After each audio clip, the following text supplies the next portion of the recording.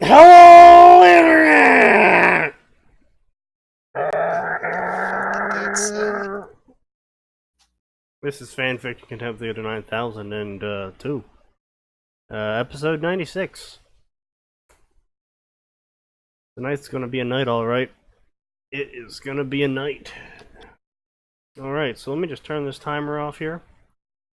And we'll flip right on over to our fic of the day.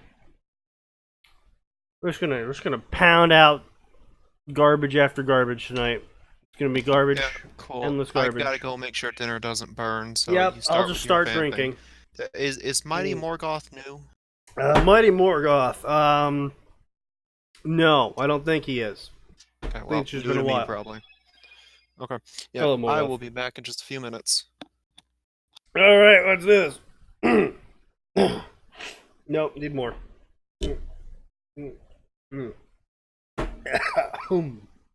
Woo! Okay. Liquid courage acquired. Yes, Hojo, I know. You haven't been here in a while. The Sword Servant!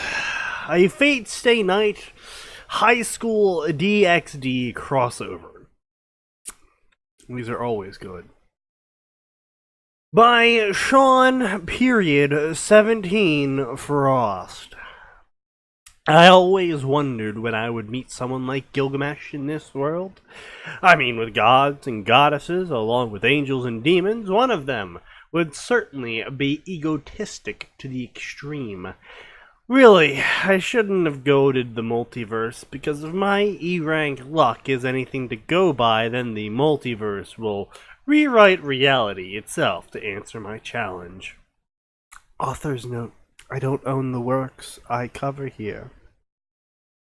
So, we're gonna go back to the basics, famalam.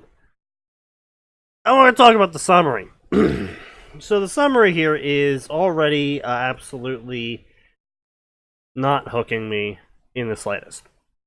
Now, the title was the first X mark, I suppose you could say, failure. Because the isn't capitalized, so you fucked up already. But Sword Servant is a very... Not only is it unoriginal,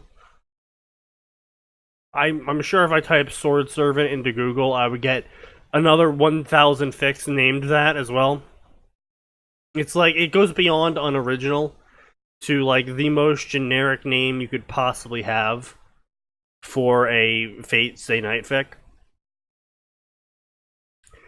And then the summary had potential here with the whole I wondered when I would meet Gilgamesh thing, but they ran with that a little bit too long, and then the whole I shouldn't have goated the multiverse because of my fanon joke, E-rank luck.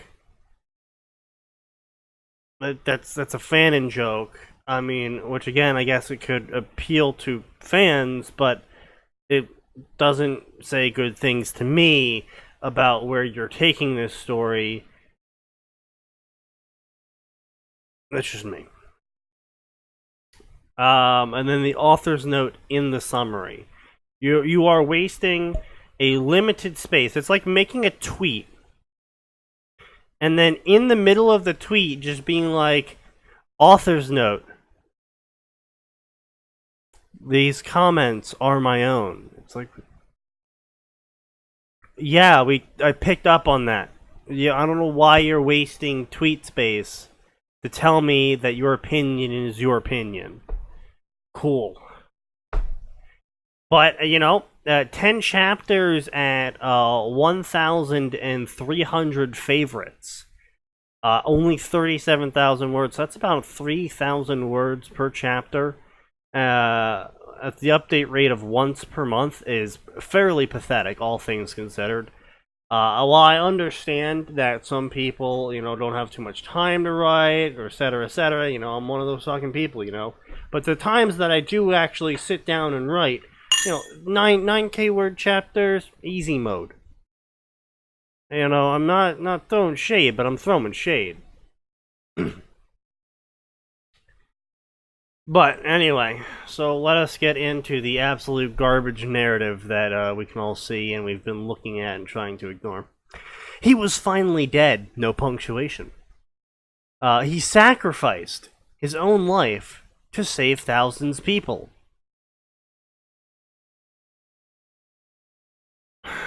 Among those was Rin Tosaka, his oldest friend and magical teacher. Oh, how the 25-year-old Magus shouted at him as he lay there awaiting death. She promised that she'd resurrect him and kill him again, and promised to make sure Ilya would decorate his grave with pink drawings and flowers. Smiling at her, weakly begged her to spare him the pain before promising that he lived his life as best as he could, thanks to them, and that he had no regrets. In the end, Archer was right. He couldn't save everyone. However, that didn't mean his path was wrong after all. Was that actually a plot point that Shiro legitimately thought he could save everyone in the world? I think it was. And so the author continues to blatantly ignore any form of punctuation. With a smile, he let his being sleep away into darkness. Okay. Hear me. Huh? Follow my voice. Form your body and take up your sword. This isn't the normal summoning ritual, is it? Those weren't words. In my name as heiress of Citri clan, I, Sona Citri, order you. Respond to me and show thyself as my familiar. You're summoning a human as a familiar? That's, is that even possible? Okay, sure, let's just fucking, I mean, D times D shits on its own lore enough that, sure, you know, human familiar summoning is totally possible. Yeah. Okay. For some reason, italicized, bright light emitted in front of him. With a deep sigh of resignation, he reached out, and a smirk that looked too much like Archer's, he spoke his acceptance. It seems his life as a serve. Wait, did she say? Line break.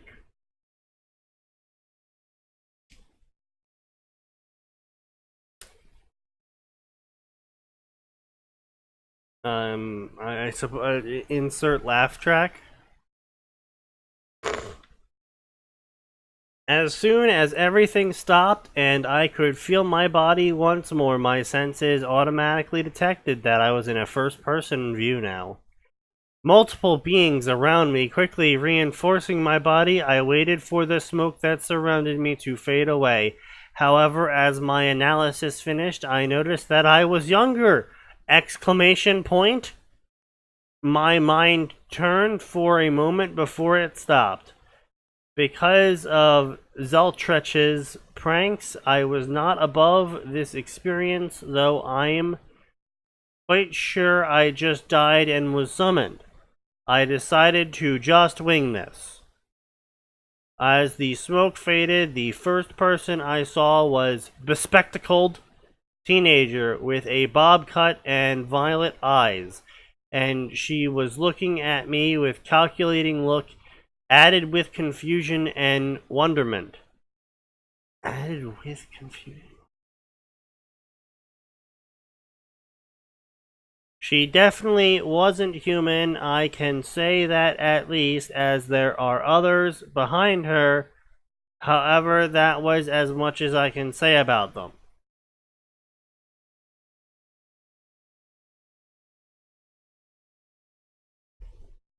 What? She wasn't human because there was people behind her?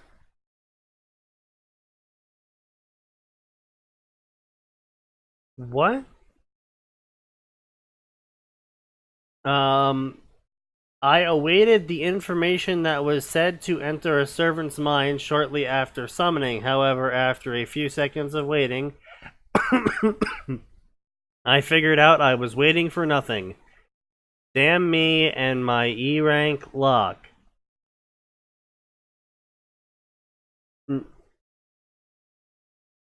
No? Me... You even recognize... It gets worse. Oh, God. Patting my knees lightly as I stood, I regarded the people behind her. They were looking at me with confusion in their eyes. However, a few of them actually drew their weapons. Good, at least some of them were battle ready. What? I'm not... no.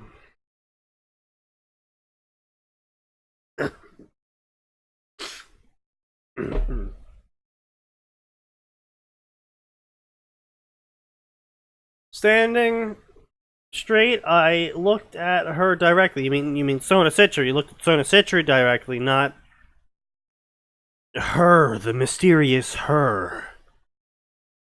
The counterpart to him? Powerpuff Girl. Go get your high proof out, boy. I told you, man. I'm alone. I'm gonna be drinking fucking whiskey all night. And by all night, I mean I actually don't have that much whiskey left.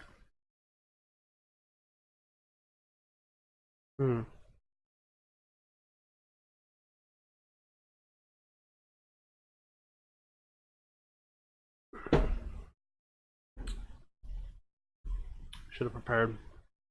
Should have prepared. I was a fool.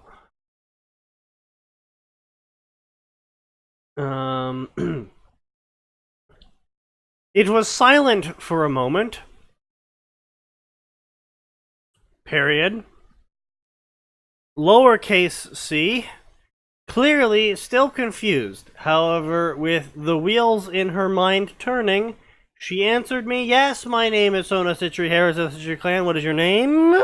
Would you like fries with that?" An heiress. I wondered before my senses finally felt it. Mana. Large amounts of mana in the air. Clearly, this isn't my world. Duh. Thanks to Zeltrek, I was no stranger to other worlds. Oh, I love coming back to horrible typos. That troll had the hobbit to throw me to other worlds to train me. Though this was the first time it was in a different world with a different age, that never happened before. I looked up before realizing that my master asked me a question, so it would be best to answer her. My name is Shiro Emiya Master. Although I have to say this now, Master, I do not know which class I was summoned in. And then all punctuation just decides that they were not paid enough to sit here and have all actually gone home for the night. There is no more punctuation. Class.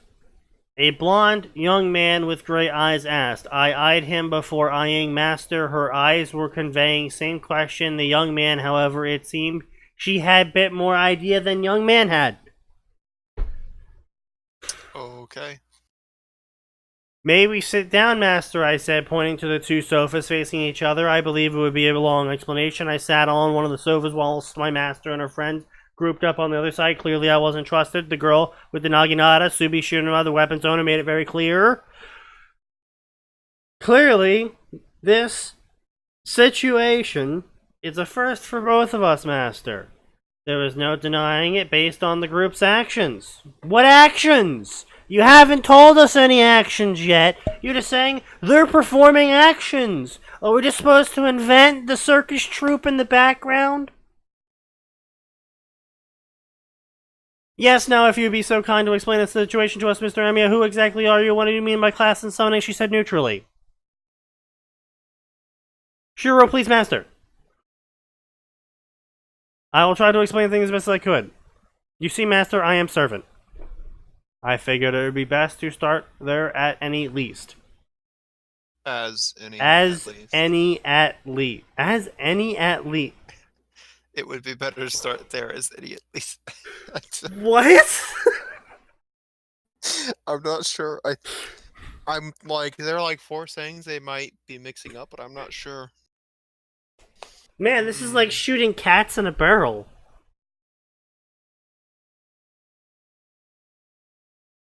Servants like reincarnated devils. The one with Naginata Tsubaki. Why do you said? What?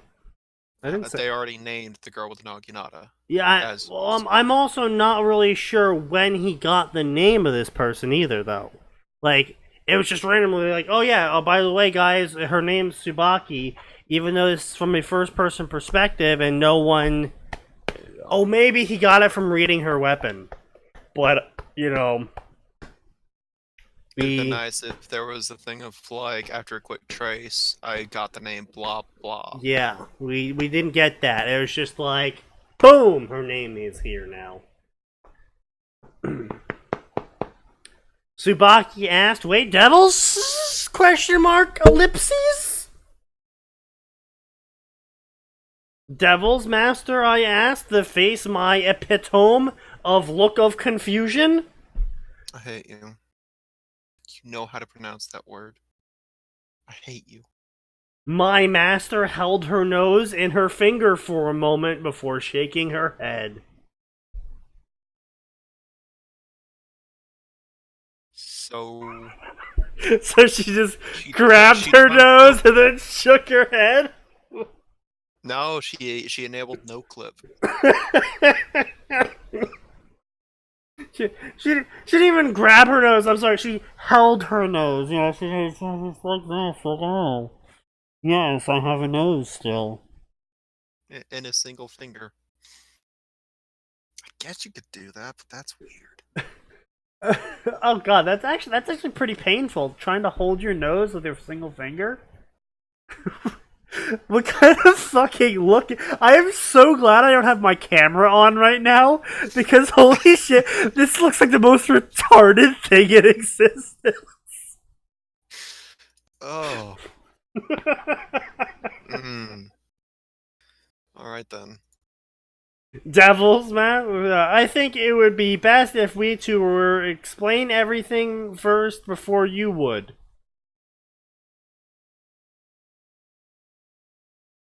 Ow. That hurt. She said with resigned sigh, I believe that would be best, master. I answered her simply, knowing this was definitely in my top 5 weirdest days list. As I have explained to you, Mr. Shiro, my name is Sona Sidori, heiress of the Sidori clan, a pure-blood devil, she said as wings started to protrude from her back, bat-like wings, very different from anything I've seen, and then in an instant it was gone.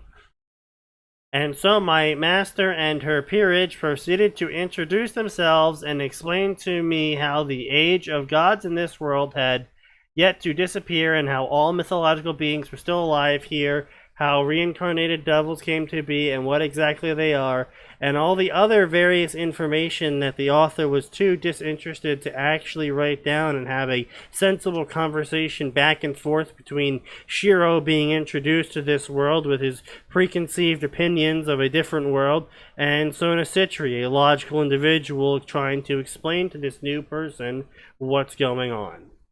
No, see, that would actually be like some form of sensible quality, and can't have that here. Yeah. At the end of her explanation, I was holding my head in pain at the absurdity of the situation. Zeltrek, I know you had something to do with this.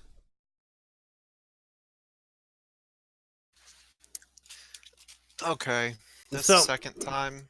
no, so basically this author is really big on the fandom memes of Zeltrek is the person behind everything that ever happens ever. And No, I'm also talking about him misspelling the dude's name. and also Again. Ishiro constantly refers to his E rank luck, which in case anyone was forgetting how fate stats work, E rank luck is luck that is 10 times better than the average human.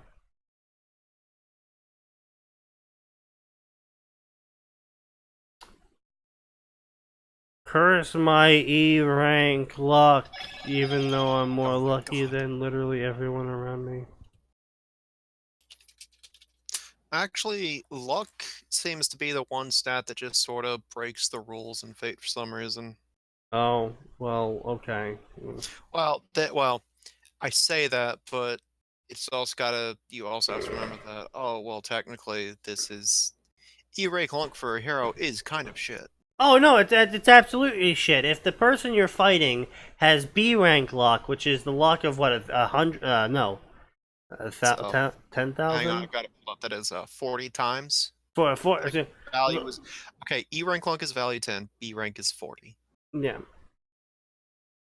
So if someone with B rank luck, 40 times the luck of a normal human, and you're fighting them with only 10 times the luck of a normal human, yeah, having only 10 times versus someone who has 40 times, yes, E rank luck is going to be worse. But E rank luck versus normal human, you have 10 times their luck. That is still a massive fucking difference of actually really good shit, son.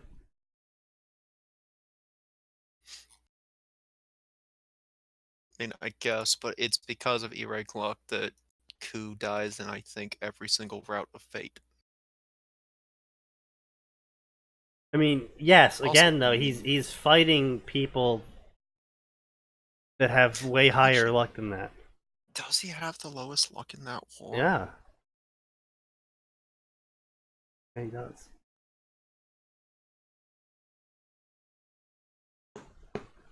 Anyway, I see, Master. I just said whilst cradling my head. And I assume that devil first has to get permission from person before they are reincarnated? Why would you assume that? They're devils! What kind of assumption is that? She didn't flinch, nor did she show any outward action. However, her eyes flickered with emotion I couldn't understand before returning to the calculated state. Though I myself abhor to admit that no matter how much I wish it was different, there are other people who were forced into this reincarnation. I sighed and nodded. I guess this was wishful thinking on my part. However, Prez isn't like that, the young man said, and few of the girls nodded actively, as opposed to nodding passively. All of us here willingly accepted Prez's offer, right guys? And then everyone definitely nodded that time. I see. Well, thank you, Master, for explaining the situation to me, I said with small bow. I believe it is now my turn to explain my side. They all nodded, and Tomo even took out a pen and paper to write on. Why is paper randomly capitalized? Okay, so as I've said, I am servant. Now, as I know it, servant is summoned person mainly used for war by master to decimate, for some reason, capitalized, assassinate, or capitalized, kill their enemies, capitalized. My statement definitely got their eyebrows rising. However, my master merely judged my words and actions to determine if I was lying or not. Can you elaborate on that, Shiro? I rubbed my cheek for a moment to think of the best way to explain this. First, there is a reason why servant summoning rituals are very rare, if not unheard of, as I said.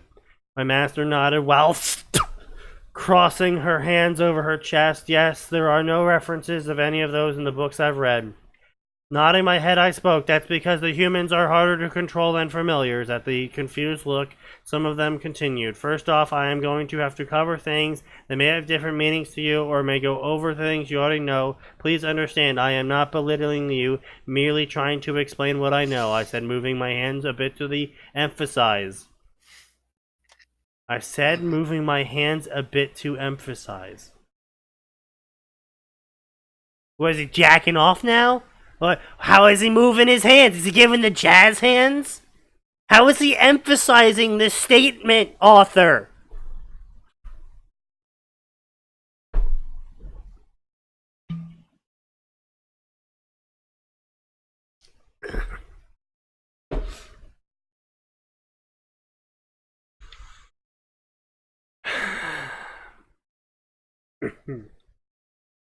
Now, I assume you know how to make a familiar, right? You insert a bit of your magic into them until a bond is made and the creature recognizes you as its master, an alpha of sorts. The bond also translates your words into a language that familiar can understand.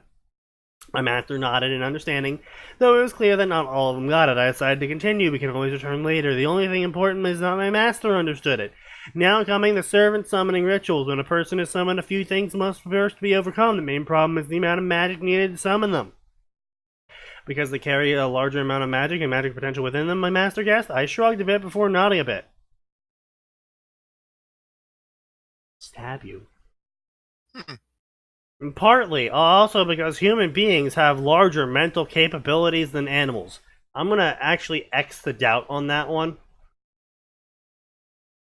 If you tell an ordinary familiar to waste his life to buy time for you to escape, the animal will do it because it doesn't know any better. No.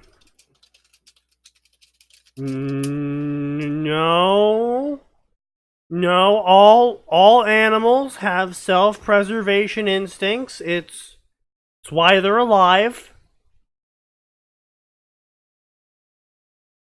I don't know why you would think animal... Go kill yourself, animal. Okay, I'll go do that. I don't know any better.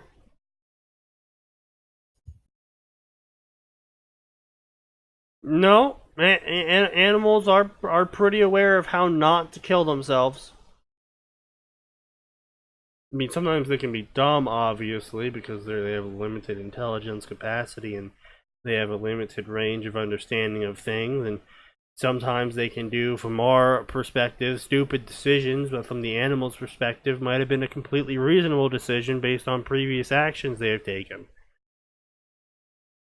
But, you know, that's a little bit highbrow for this author, though.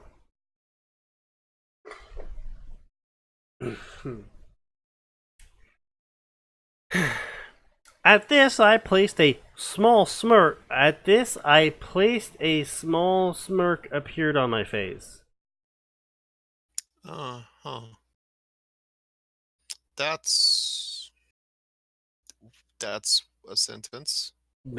No, technically it's not a sentence. It was an attempt at a sentence. There's no punctuation here. It was an attempt at something. There was an attempt. That we can definitely agree. There was an attempt. A human will be able to understand that you are just ordering a death sentence and will most likely throw you off to buy time to escape. The girl with reddish brown hair to mow, while the other giggled.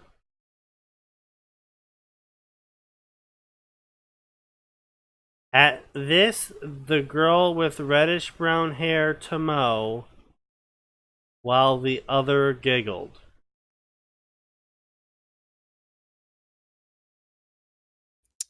Okay.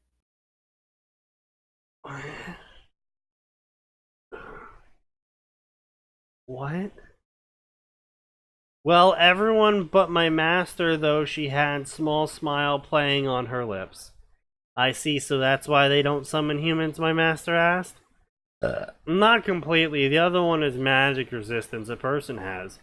Humans continuously generate their own magical energy, and it coats their bodies and makes them resistant to spells and compulsions to an extent. Now, when one is summoned, the magical energy of the person will naturally counteract the bonding spell, which is why you devils use a solid medium as a counter agent.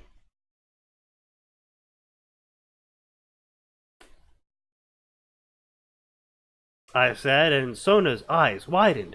Oh my god, the chess piece! I never realized this.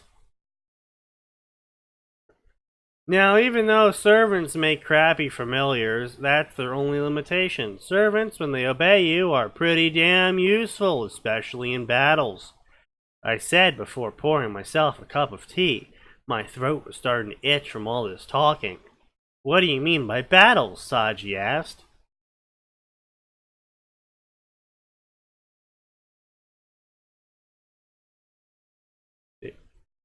Do you want a Webster's dictionary definition? Yeah. What do you mean by battles?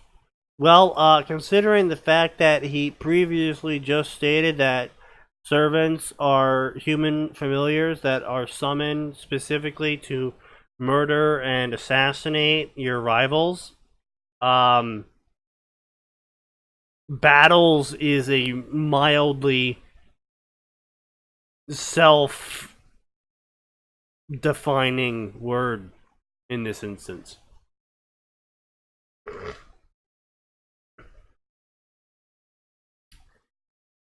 Saji asked. I merely smiled my devious smile. Yeah, yes. Shiro's devious smile. Very devious. And, devious.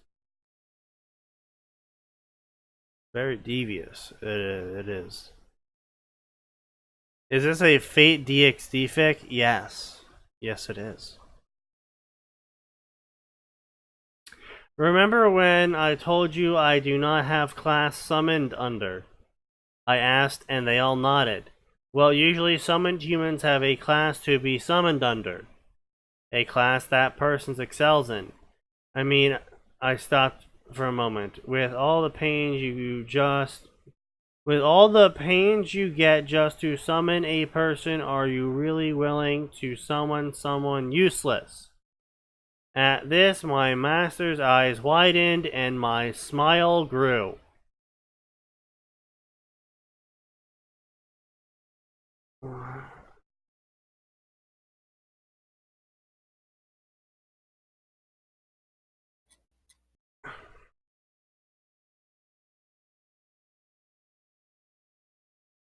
Also, I'm really confused by this, Max, because you weren't here earlier for this. So basically, the premise of this story is that Shiro is dying. He did the whole Archer, I sacrificed myself to save people thing. Mm-hmm. And before Alea could contact him to be like, yo, become my basic bitch, apparently Sona said, Shiro Emiya, take up your sword and serve me as my familiar. And so then he got summoned into DXD as a servant. But apparently Shiro has to explain everything to her, even though It probably should have clicked somewhere in his brain that he's not a servant. literally the summoning line was take up your sword and serve me as a familiar. Yeah, he's not a servant. He's not a counter guardian any longer. He's not part of the Throne of Heroes. I finally didn't forget the new schedule. Pedro, we've used this timestamp for literally as long as you've been here. I'm not. C8 is yelling at you to cover something. Cover this. Oh no. The this one. Oh no. This one. Fate Oh, this words. is That's V2. This is the V2 version. Oh god. okay. I remember the V1 version. This is oh god. I'm gonna go get my food. You do that.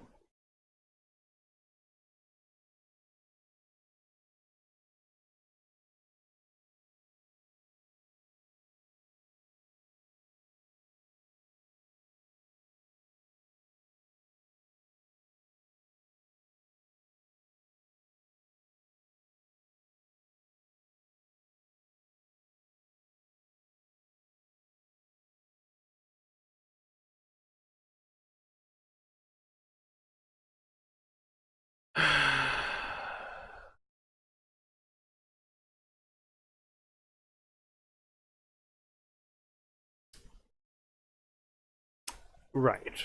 Anyway, we're gonna just gonna slide back to that.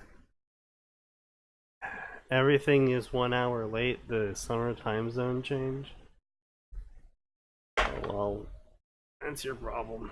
We've been having this summer time zone change for like really long time now. So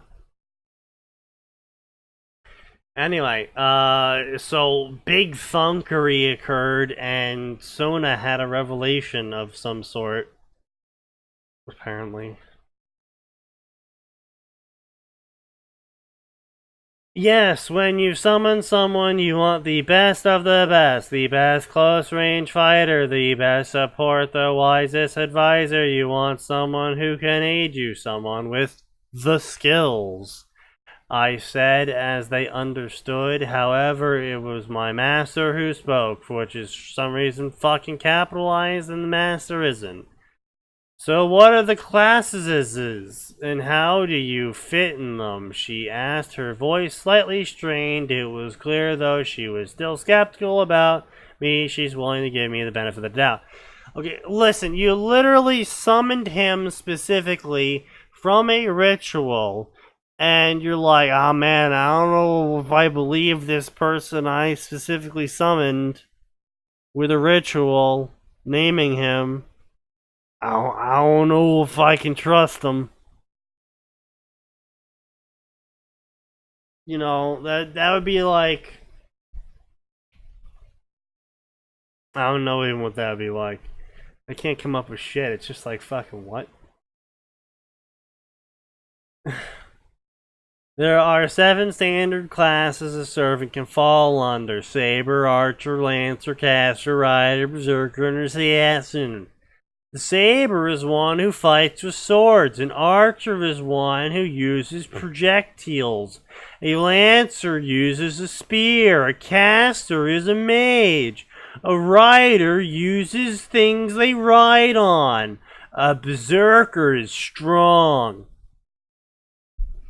And an Assassin is one who understands how to shoot people silently, like in the movies.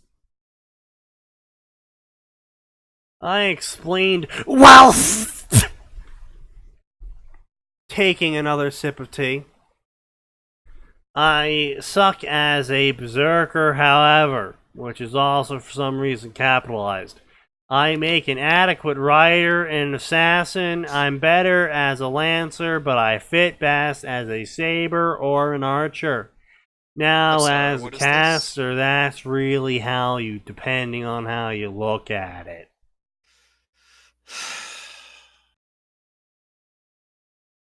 I came back to stupid stuff. Good. Yeah, yeah. It's like I could do this. Well, no, no. There are very, very blatant hints that sometimes there are some heroes that just will not show up outside of this class. What do Like you ever. mean? Sona asked, intrigued.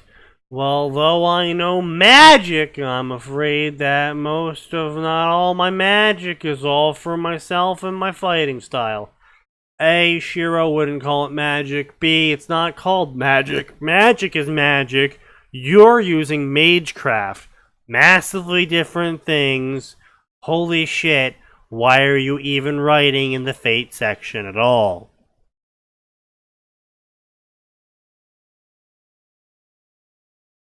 I noticed Mo eyeing me with calculated eyes similar to that of my master's. Your best class is saber, right? She asked, looking me in the eye, her head held up high and her pen to her chin. Then fight me. I was honestly shocked, though I suppose I should have expected this. Knights are generally swordsmen with few exceptions, so it's not surprising to see her want to test me and by extension her skill. However, Sona raised her hand. Later, Tom. Anyway, those are the standard classes. Sometimes there are more, but those are far and in between.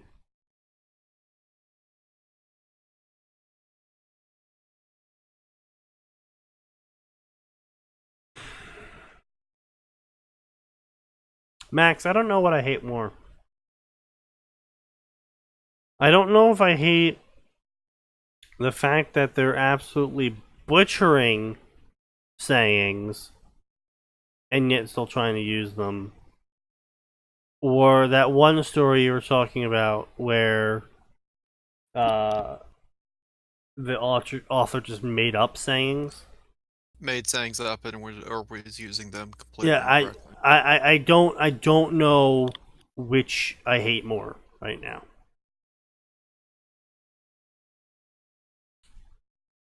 I don't know. You're reading this one and not the other one, so Yeah, that's fair.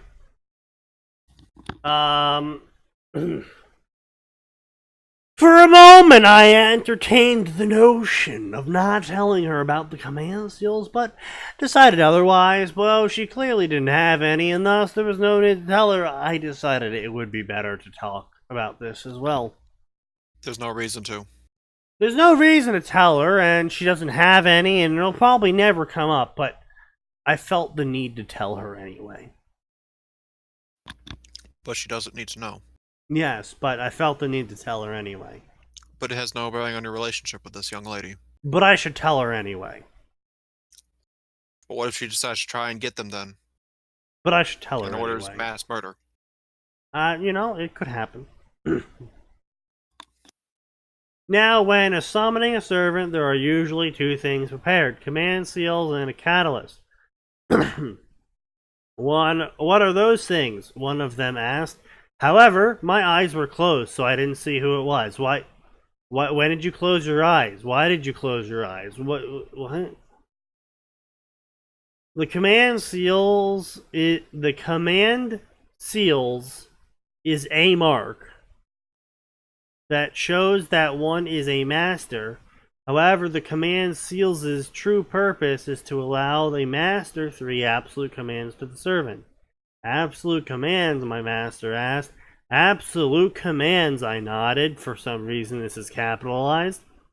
It can vary from stay here to kill yourself, and all of them flinched at such words. Wasn't sure if there was going to be a stream tonight. Closed. Well, his eyes are wide shut, Max. I hate you.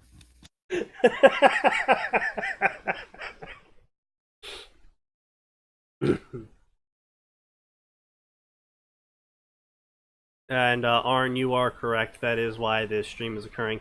In fact, all of tomorrow is actually just going to be a Frostpunk and political stream, where I'm going to play Frostpunk and just talk about whatever, which is likely going to end up becoming political, and then Twitch finally burns me at the stake.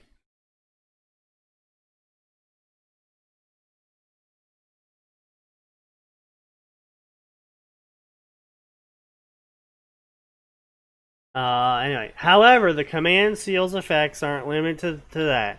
For example, if the master were to use a command seal to order the servant to come forth, and no matter where the master is, the servant shall appear on his side. However, most people use command seals to act as sort of a balance in the master-servant relationship, since usually the summoned servant is stronger and more resilient than their counterpart. I said, then took another sip of tea. A catalyst is an object that is directly tied to the life of the servant. It's commonly used to handpick what hero you'll summon. What happens if you don't use a catalyst, Homo asked as she finished writing down my words. Well, I'm not really sure. However, it is said the servant summoned is the one with the most compatibility with the master. I said simply. Compatibility? Saji blurted out. Though that's just a theory. A game theory, I said, not missing Saji's sigh of relief. Well, then does anyone else have a question, I asked, and a few of them raised their hands. However, my master slightly raised her hand as well, so I nodded at her.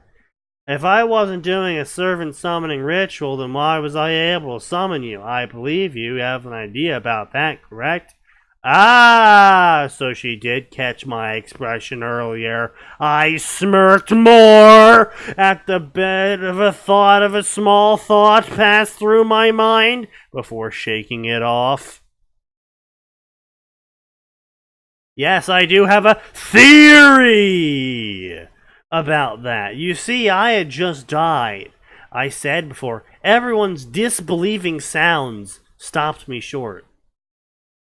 Max, what is your disbelieving sound? No.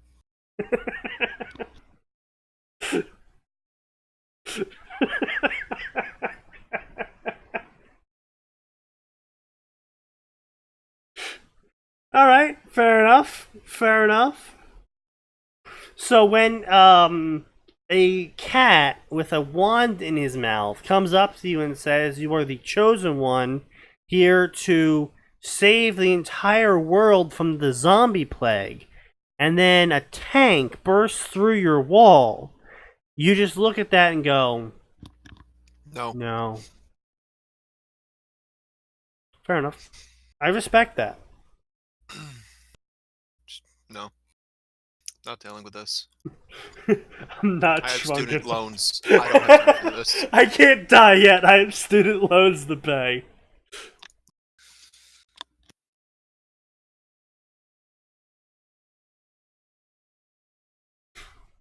Oh, God.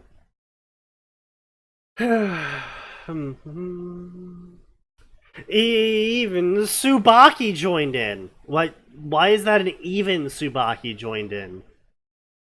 Why would she not join in?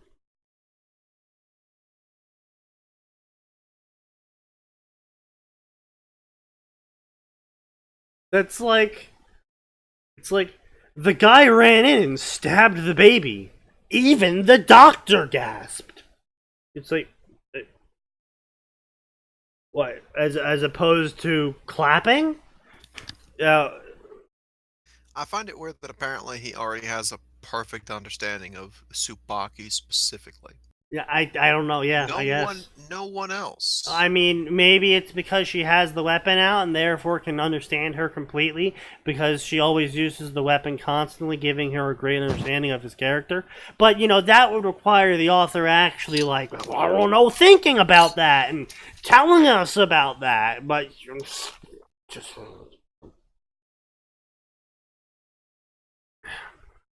My master merely widened her eyes and gasped. Wait, so if Sona is a mere gasp, then what was everyone else's sound? Like dying camels? Sure, why not? Just died? My master asked. Ah, yes. You see, I was in a situation where it was me or innocent people, and one of those people was my friend, so I chose them. I answered almost nonchalantly, though my voice was strained as I thought about Rin. Oh, how I hope and dread the thought of seeing her again, with those smiles of hers.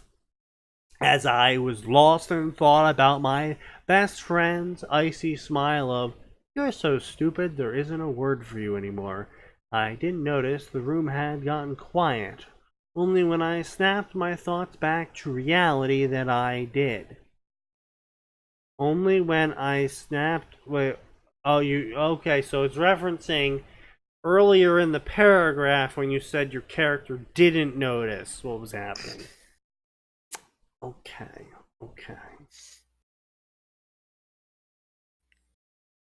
It's an interesting way to English. No, it was my choice, I said to them. Anyway, it was shortly after that when I heard your voice, Master. I believe the fact that I had just died and was still traveling through the ether,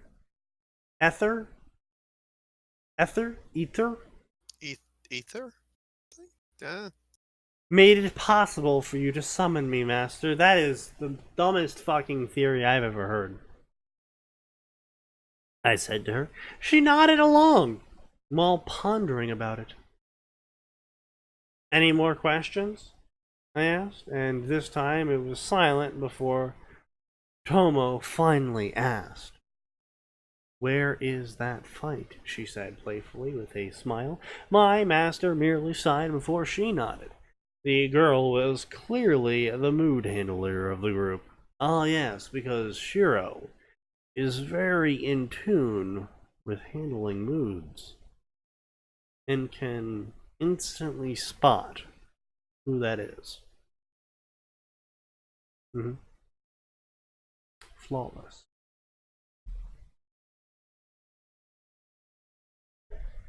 Anyway, so, line break. Where did you get those swords? My master asked. We were now in the kennel club room of this school that I was summoned in. It was a good thing I was summoned in on a Sunday, so there weren't any students around. Servants should always have their weapons on them, I said simply. There was no need to explain my full capabilities and my abilities, and besides, imagining her expression when she finally seizes it.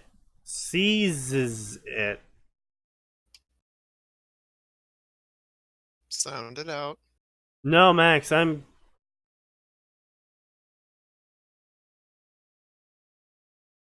honestly baffled, Max. Where's it at? After the line break, the second paragraph. Second line. When she finally... Yeah. Isaiah, I think you need to actually read what's written there. I'm gonna have a seizure? I probably will have a seizure. Seizes it. That is, I see. That is a unique word choice. I don't even want to use that word for the rest of the night now. It would be glorious! Apparently, Shiro is a troll now. Rin and Zelretch have really corrupted me. Sorry, Zeltretch have really corrupted me. My master seemed like she wanted to ask more questions, but decided to let it pass, no doubt, filling those questions in her mind. Is that filing? I believe it's supposed to be filing, yes. Yeah. Those are amazing, Tomo gushed as she eyed my swords with bright eyes, as opposed to dark eyes. Kansho and Byakuya were the twin swords of yin and yang, and the weapons Archer and I favored in battles. Instead of answering her, I merely entered my stance while awaiting Tsubaki's signal, not missing both of their odd looks. Are you sure that's your stance? Tomo asked good-naturedly. It seemed that she really just curious. I nodded, not saying anything. As Tsubaki brought down the flag, our duel commenced. What is this, a fucking racetrack? She was fast. She exceeded human speed. Probably not servant level of speed, to be honest, so I'm pretty sure Shiro is going to be fine. She brought down her katana to my right side, where my vitals were exposed, only to be met with Kansho parrying it with Byakuya at the counter. Jumping back, she managed to barely dodge Kancho's follow-up. She eyed me critically, clearly confused with what just happened. I took that moment to attack.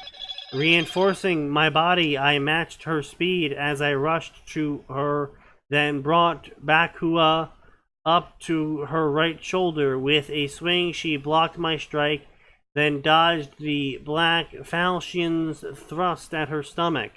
Ah, yes, the thrusting you do with falchions. Don't think that's a falchion. But okay. Also, all the thrusting you do with those blades. They're very thrust heavy. Thrust heavy blade, yes. Well, Nozair got fucked, apparently. Oh, did he finally end his virgin status? Oh, no, Not he that fucked. just Not that kind of fucked. No, he poured blood, sweat, and tears into making sure they had a good Christmas Eve dinner, and apparently half of them turned their nose up at it. well, I mean, they are But they goy. filled up full McDonald's. To be fair, they are Greek goy. They are a very picky group of people.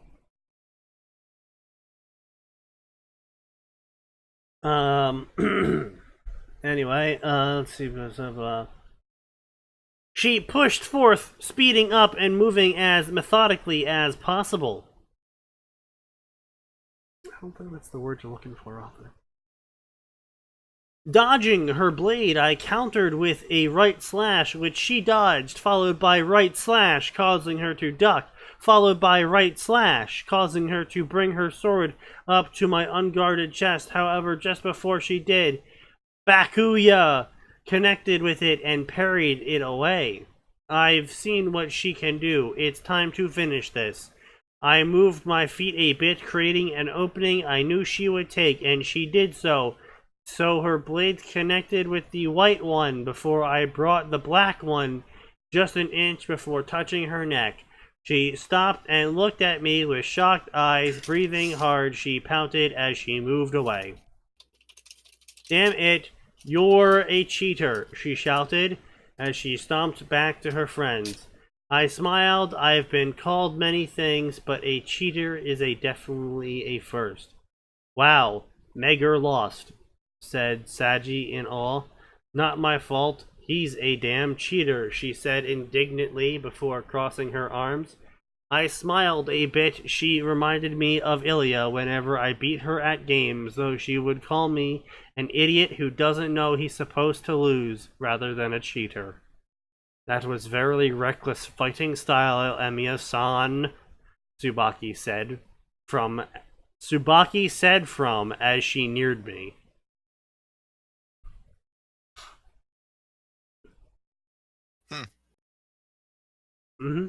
Only the suicidal would try it. It was clear she was wary of me more. Okay, I'm sorry. I just had a thought. Yes? So Fate and I did get a PS2 game back in the day. Sure.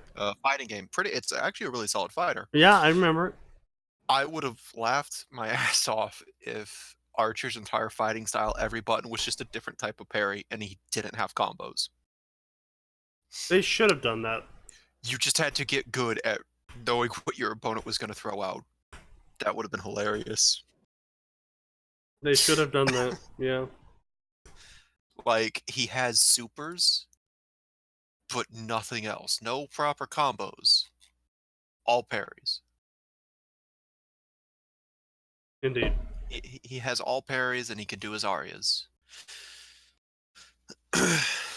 It's parry time!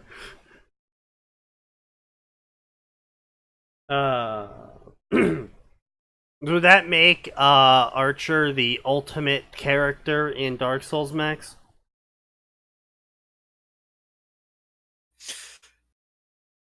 Actually, you know what?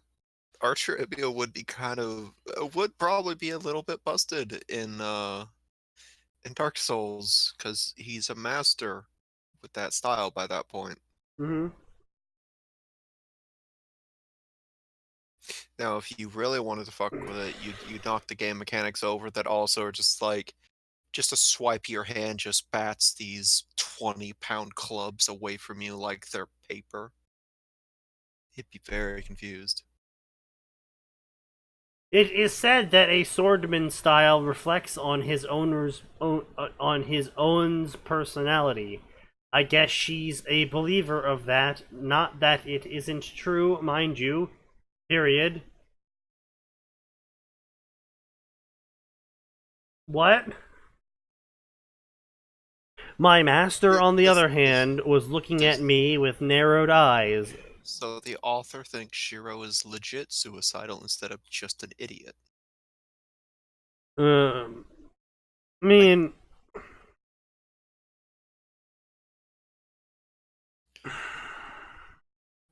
It's difficult to say with him. no, it's. And when I'm trying to figure out how to phrase this the best. Pedro says there's something wrong with the audio. Maybe it's on his end. It's probably on his end. Anyone else having audio issues?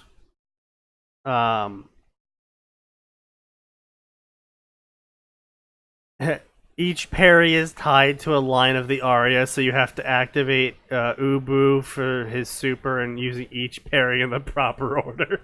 Yeah.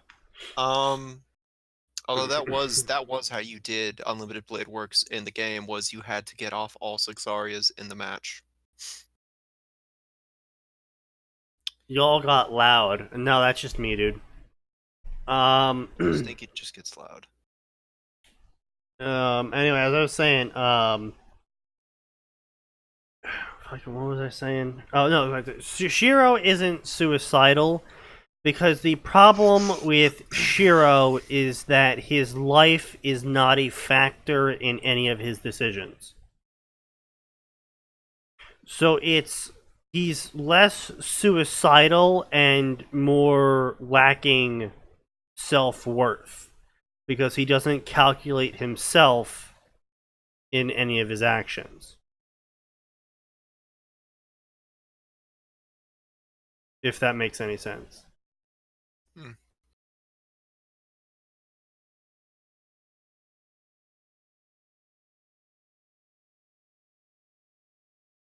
But, I mean, he is using a suicidal style, though, because that is the best way to counter fighting things that are bigger and stronger and faster than you, is you give them the openings that you want them to take so you know where to defend yourself. Because otherwise, you know, you don't know where they're going to attack, and if they're faster than you, you're dead. Yeah. Yes, that's part of why that style is so fucking terrifying in execution. What was it that Archer said? It's running the knife's edge between suicidal and effective or something? Probably something like that. It's been a minute. Anyway. Clearly, she isn't that well versed in swordsmanship. She knows enough that what I was doing was reckless. That was awesome, Emiya-san. Please teach. How? What was that for? Saji shouted when Tomo smacked him. Shut up, Saji, Tomo said seriously, causing the young man to be taken aback. Eyeing me with narrowed eyes, she spoke. You're a cheater, she said to me, and I nodded. Yes, I guess you can say that. Her hands gripped. Her hands gripped, Max! They gripped! You deliberately showed false openings to your opponents and met them there, she said. Yes, I do, and I did. I answered. That's reckless and a little insulting, she said. Yes, I have been told many times that only an idiot will use my technique, I said, and it was at this that Saji spoke. Wait, what do you mean? Saji! Tsubaki was the one to speak now. What Emiya-san did was, in essence, invite a high-level swordsman. At this, she gestured to Tomo to attack his vital spots and potentially kill him, so that he could counter them. In fact, the only that kept him alive was his speed. It seems this Saji finally got how reckless my style was. It was life-endangering, Emiya-san. I hope your teacher at least said that before teaching you. I didn't have one, I said. Technically, Saber was one, as was Fujini. However, mine and Saber's sword style were too different, though I incorporated a few of it into my style.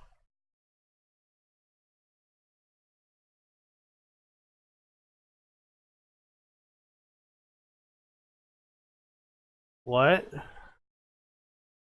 Whenever I used broadsword, I mainly use my own.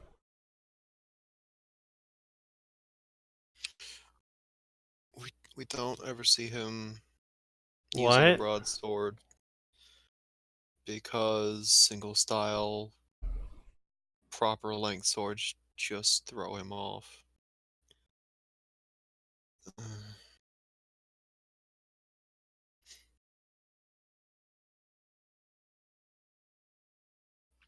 Okay.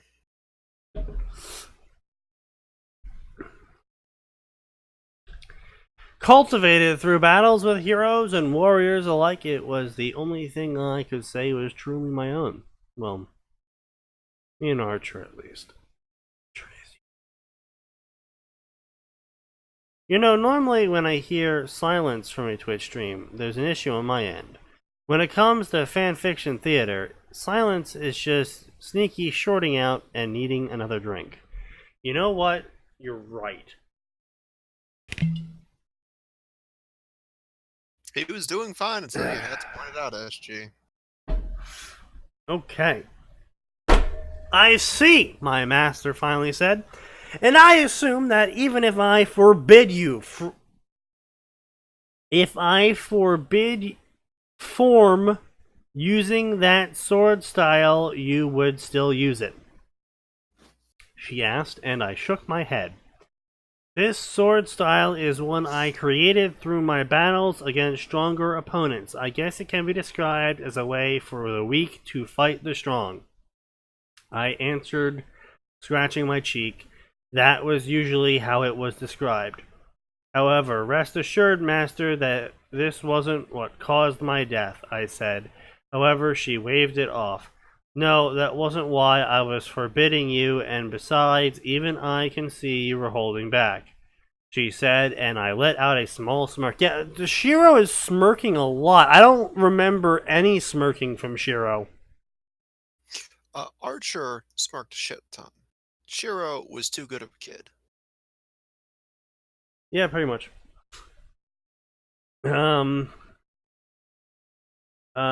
It seems my master isn't as ignorant as I thought. She only summoned you.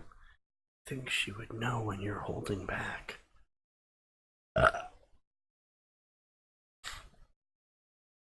Due to my fighting style, it's difficult for opponents to guess my current level. What is your power level, Shiro? As a result, most of my opponents rather belittle me as soon as they see my stunts! Which is for some reason capitalized. I bowed down to Tomo. I'm sorry if I offended you. I hope you can forgive me, Meguri-san, I said to her sincerely. She looked at me with pouty lips.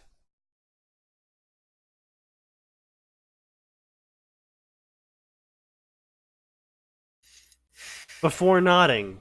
Fine, she said as she pulled out her hand. I took her hand in mine with smile. But you have to call me Tomo, she said, waving her other hands, pointing fingers in gesture. Waving her other hands, apparently she has 3 hands, pointing finger in gesture. Like, finger wagging? Was she finger gunning at him? She doing a little twirl? Rock, paper, scissors, shoot? What kind of gestures are we talking about here? He's doing something. Only if you call me Shiro, I answered with a smile. Author's note. Yes. Lowercase I, uppercase G, most of it from uppercase I, from Hill of Swords of Gabriel Blessing. Read their work. Yes, I could tell. God, this was awful. Honestly, it was just garbage. We're gonna cleanse the palate here with a Harry Pooper story. I'm gonna ping Arn for this if he isn't here already. Harry Pooter.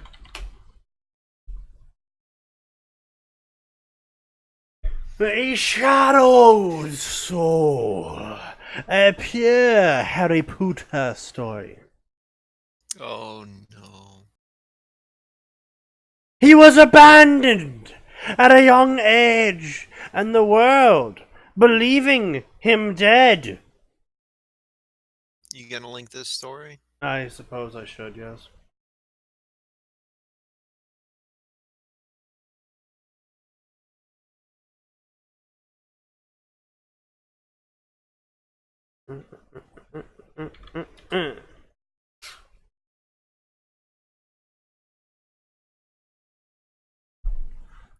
The world believing him dead.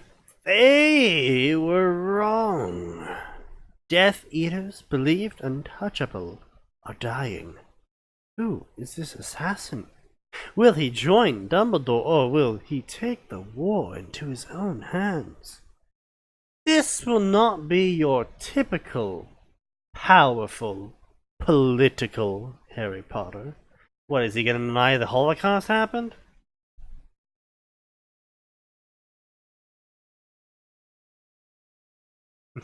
Yes.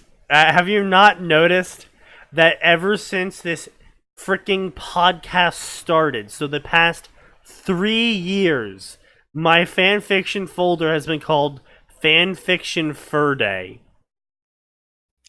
What? Yeah, where I store all the fanfiction for us to read. Uh-huh. I misspelled Friday, and I just never changed it. It's been spelled Fanfiction Fur Day since we started this podcast 3 years ago. Fanfiction Tree Day. Good job, Sneaky. No problem. So what you're saying is that every Friday is just Arbor Day. Exactly. Pedro, I don't know if you've also noticed this yet, but my Patreon link is also misspelled. Donate to my Patreon. Yes, please fix it. No. Also, I just want to remind everyone that the story we just read had 1,300 favorites. 1,300 people that we need to kill in Minecraft.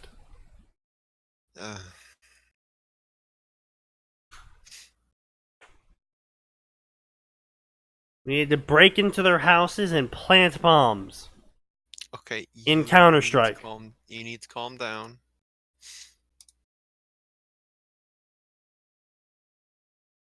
Note 5/12/2017. I went through and updated this entire story. It is now V2. It is now more readable, more believable, with more communication of my younger self thought of Winky Face.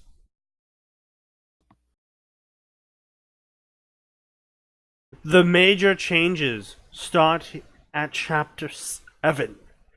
You can reread this or not. You won't miss anything by continuing where you left off.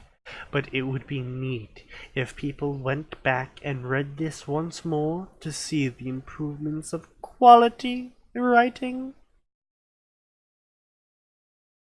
Now, Shadowed Soul is a Harry Potter story featuring Harry Potter, Hermione Granger, Tonks, and Blaze Zabini.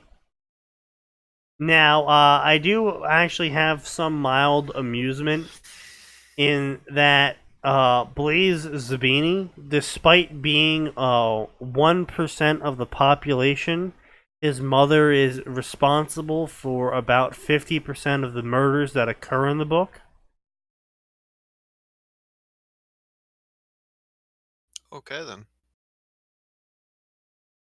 Published July 2007. So, Deathly Hollows just came out. And they started this story. And 11 years later, they are still going. I would like to point out 23 chapters. 23 chapters in the span of 11 years. Can you imagine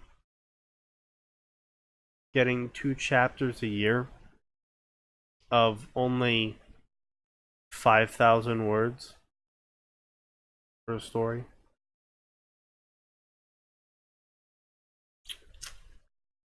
I can. And several of my fics do that. The ones I read, not the ones that I write. The ones I write don't get updates at all. So people don't have to imagine getting slow updates, they just don't get them at all.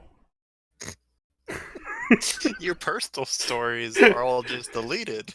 Yeah, I've just deleted all of my personal ones, and all of the co-op Out of ones don't get spite, updated. because an author's like, oh, I'll call them out.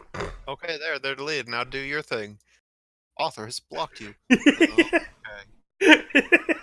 Yep. Oh shit, he actually did it.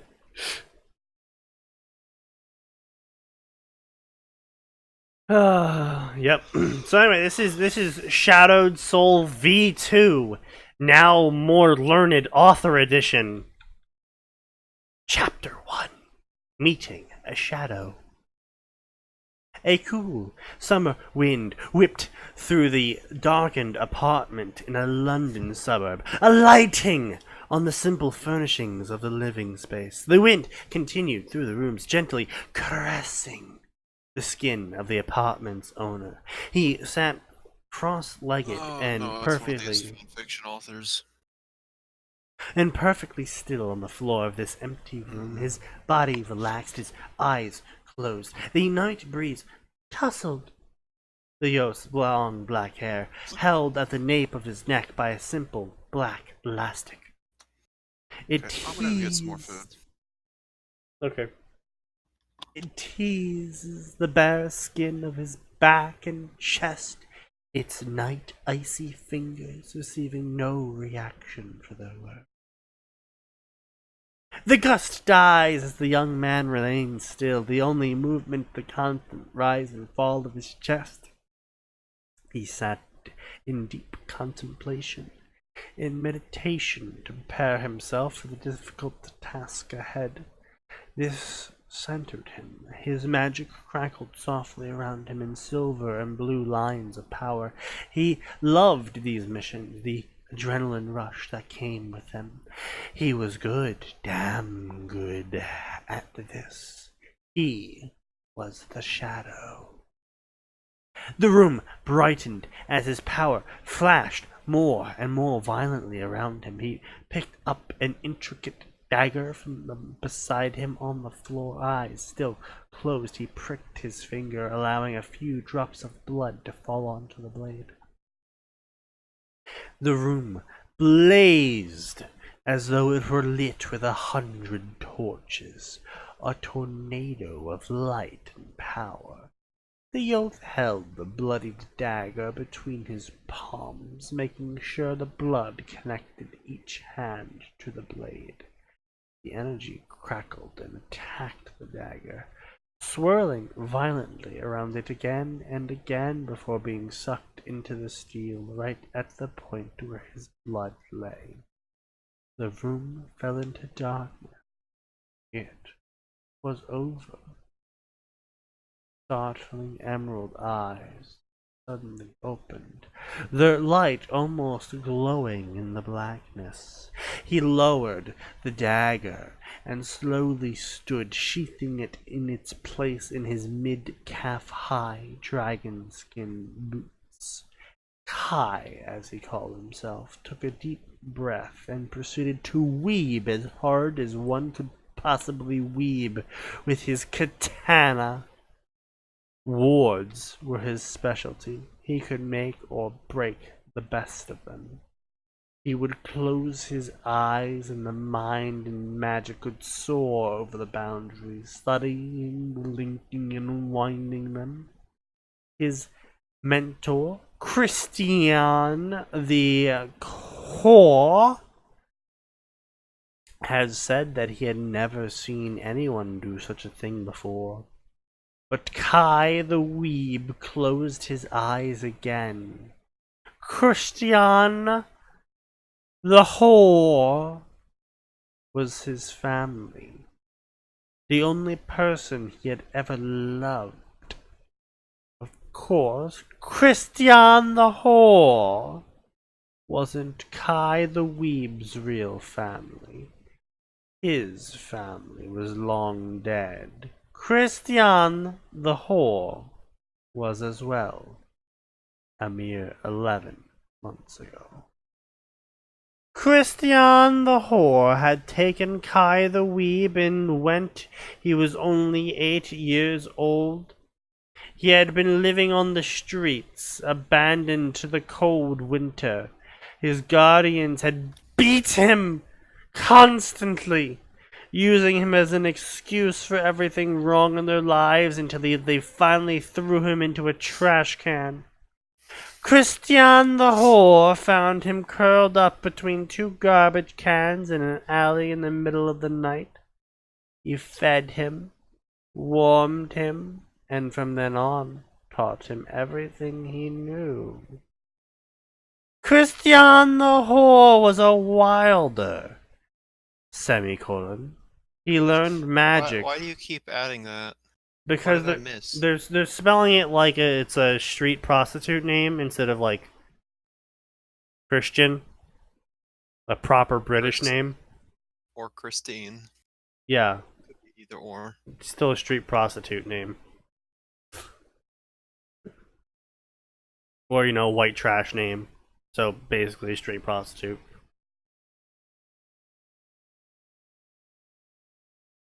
Also, it's a guy. So. Oh. Yeah, so I'm adding my what's the term for epitaphs? Yeah, I'm adding my epitaphs to them. I don't know if that's the right word, but whatever. Yeah, like I said, I don't know if that's the correct usage of such a word, but it is the way I am using it now. Because I'm reading fan fiction, and that gives me the right to make words up and use them however I please. It doesn't, but continue.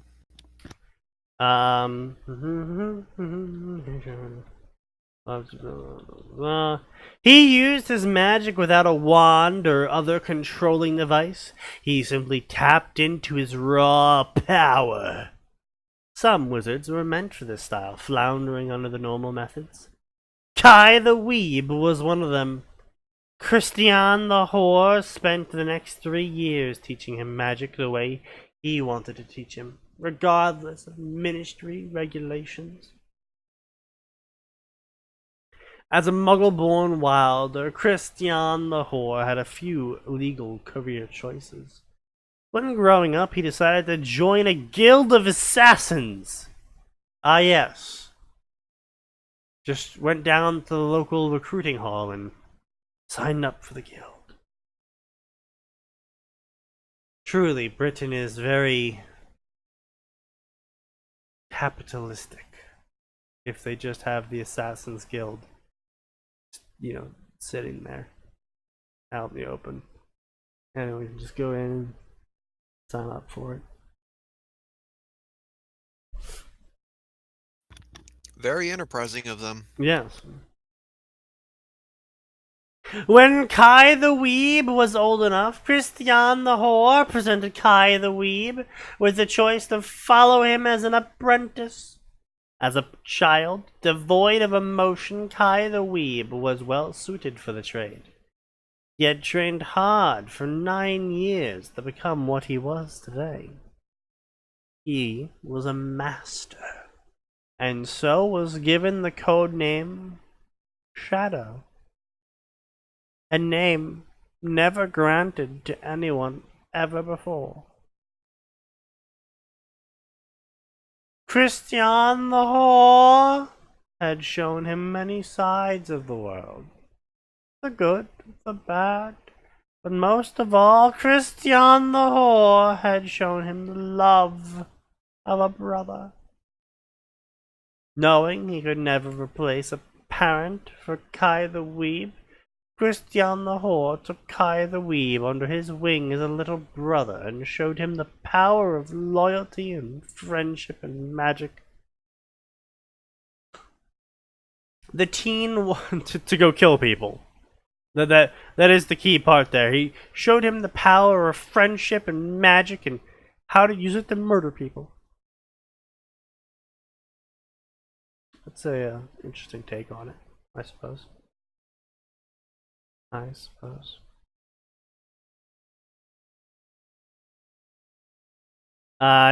anyway, it's blah blah.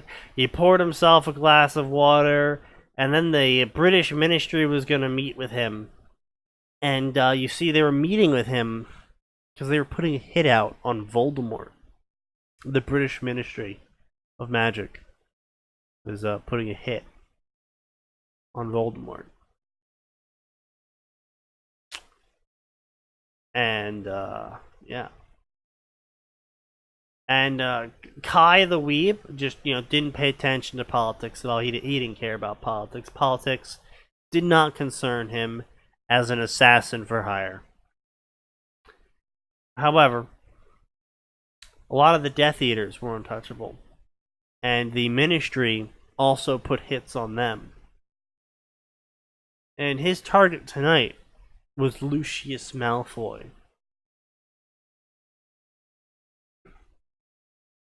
He could remember the meeting with the Ministry agent clearly because it had left him uneasy. "You brought the information?" the youth had asked. "I have, as long as the deal stands from the previous arrangements." The man kept his hood up over his face. Yawn, big yawn. Zibbity zoobop, we're accelerating. Hold on to your kids' pants.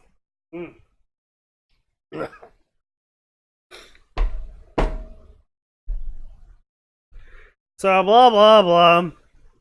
Blah blah blah. Blah, they gave him the information. And then the wizard left. And the weeb was like, whoa.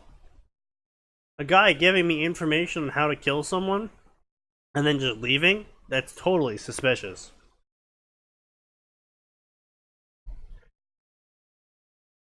Okay. And let's see, and he grabbed a black tank top and slid his daggers into all of his holsters, and he had so many daggers, and he used all of his dagger holsters with daggers. And then the weeb almost never used his dagger of power. The death released a wizard's magic, and death magic was not something he wanted tainting the precious tool.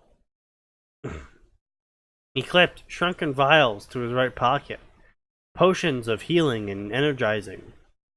The dark youth had seen firsthand what happened to assassins that were apprehended. An acquaintance of his had been miraculously escaped being captured and left his face and body horribly mangled. The name of his acquaintance was Abiki.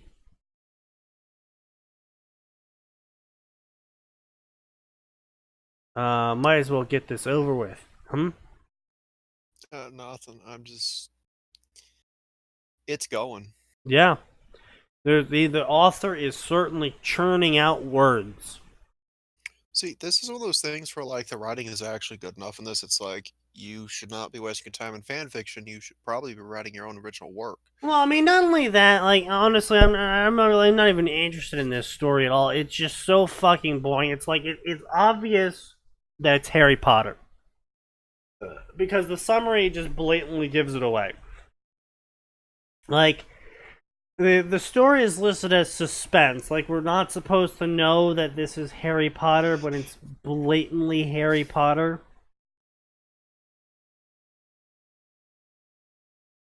And so so the author gives him a code name, Kai the Shadow, because the Brits would absolutely use a Japanese name. Yeah, definitely. And like it's just so uninteresting because again, it's just like, oh, he just happened to be found by a Muggleborn who uses wandless magic and is connected to a guild of assassins, and it only took Harry 9 years to become an absolute master of assassination. And he can kill literally any target ever, and he's so massively powerful. And he's got so many daggers, and he's amazing with them. And it's just like, oh, wow, okay. Woo! Wow! Wee!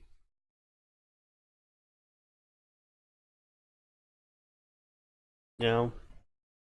Yeah. And the sharp scars, and he's a very scarred individual because of his many encounters and fights that he had, and that's why he outlevels his friends. All the fights he does and the people he's killed. And then he found the unplottable Malfoy Manor. And then he's getting ready to break in. He's like, alright, I'm breaking in. And he does it from the servant's side because they left the door open for him. And that definitely won't tip anyone off to the servants possibly being traitors. And then he's also an animagus. It's a thestral. And so he flies into the air as a winged invisible horse. And he turns back into a human as he gets into the place that he was going to get into beforehand. Before he snuck in through the servants' quarters. And blah blah, and then he uses magic to defeat the magic, but he also makes sure that his magic is undetectable, which prevents their magic from beating his magic.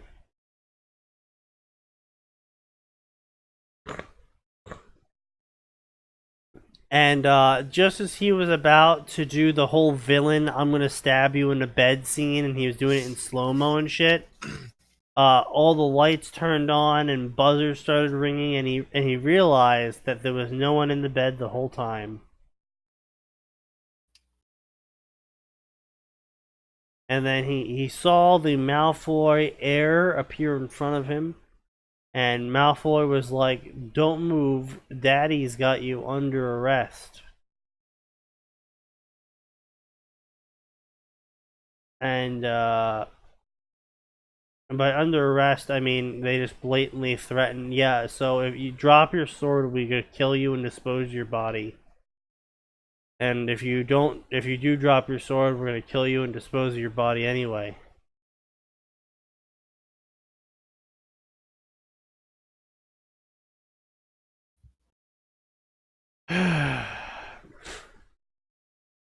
And Harry was just like, "Wowee, this is gonna be super hard." And then he's like, "Oh, this was a setup. After all of those other ministry agents I slaughtered, I can't believe someone would betray me."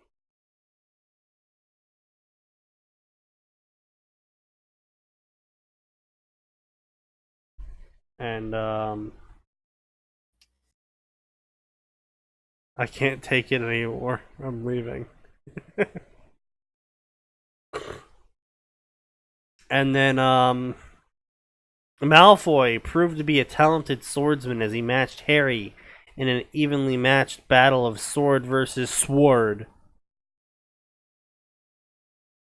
And, however, Harry Potter was the better weeb and managed to cut Malfoy. And the plot thickened.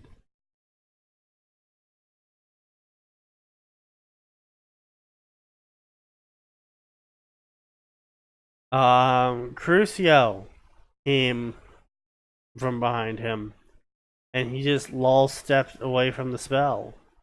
And, no. The magical aura was a swirl of darkness and evil.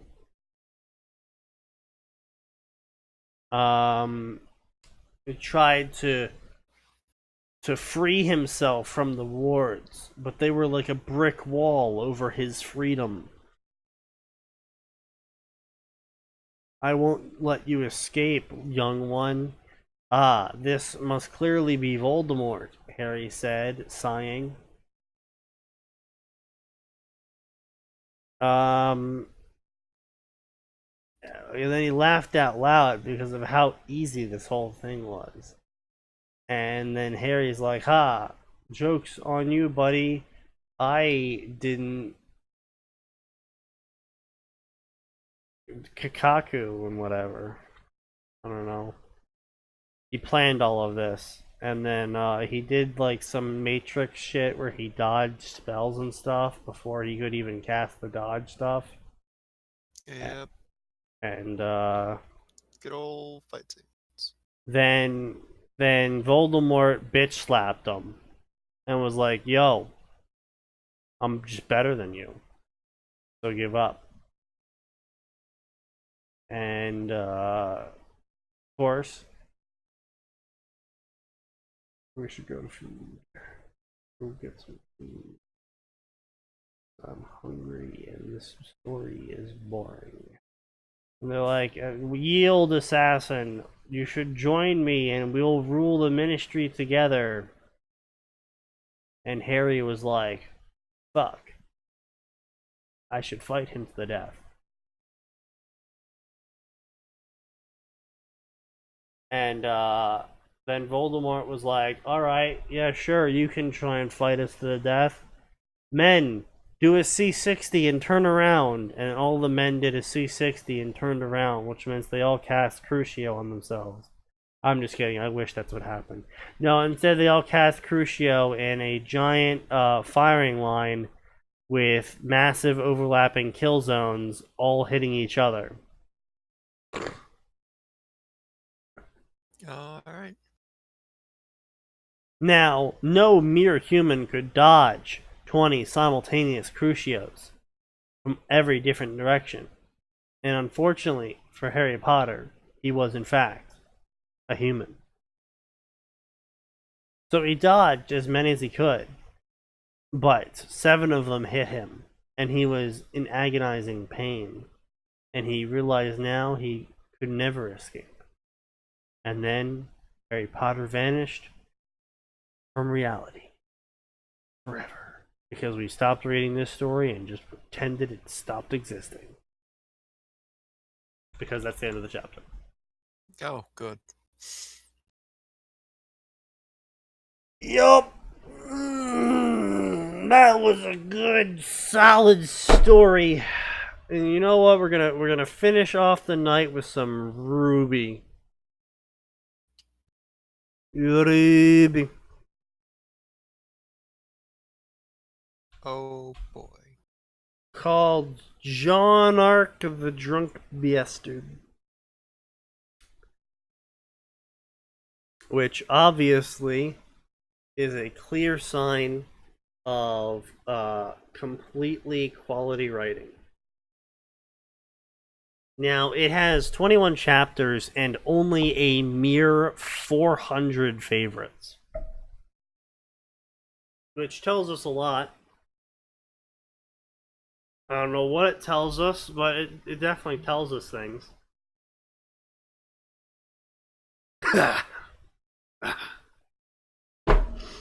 Tells me I'm almost out of whiskey. That's what it tells me. Can I use my sub veto on this? Subs don't get vetoes.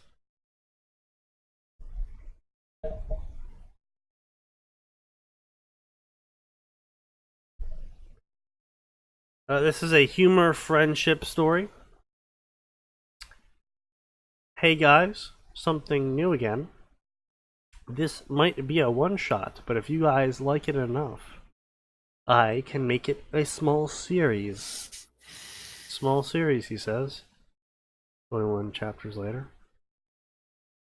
It's going to have a few messed up themes, but it'll all tie together eventually. Go ahead. Pun me. As always, I own nothing. Yes, I know, the Santa hat eyeball. Truly the greatest of contributions. I am glaring at you in Christmas.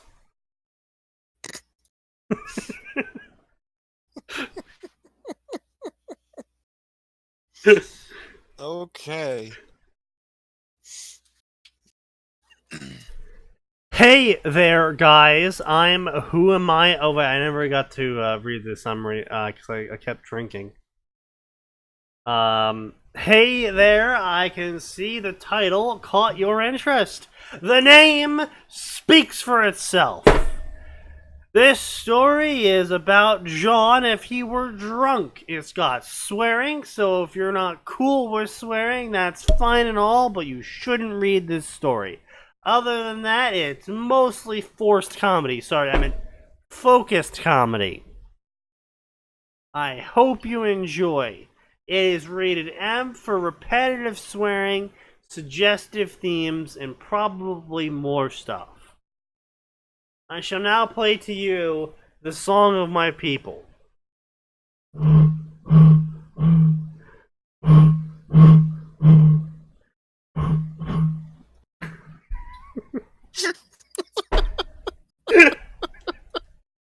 I'll give you points for effort.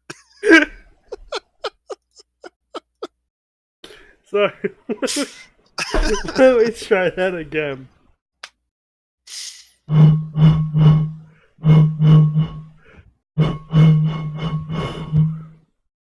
Damn it, I have not enough liquid in this bottle to reach my full pitch.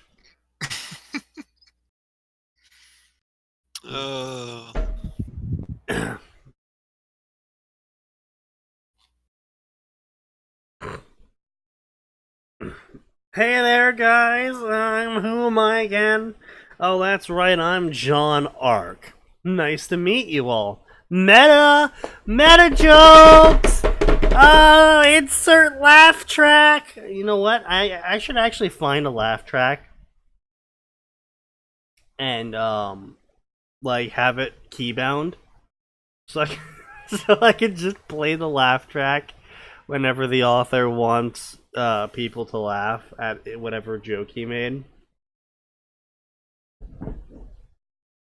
Anyways, dudes, I'm like out at this bar getting wasted before I have to go to this school my dad told me about.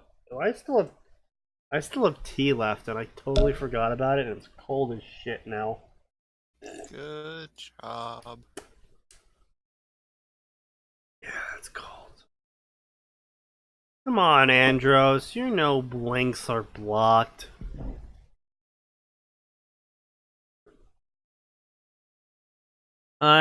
Something to do with a spotlight or something. But yeah, I'm here drinking anything they've got on tap and getting wasted. Because I know for a fact tomorrow is gonna be hell.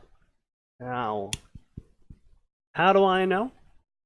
Because school is where dumb people go to learn, which means I'm probably gonna be surrounded by idiots. Factually incorrect. School is where everyone goes to learn, and the dumb people learn nothing.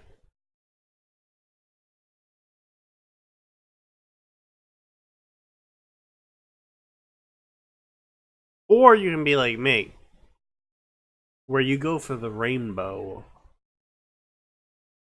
Get an A and a B and a C and a D and an F all in one semester.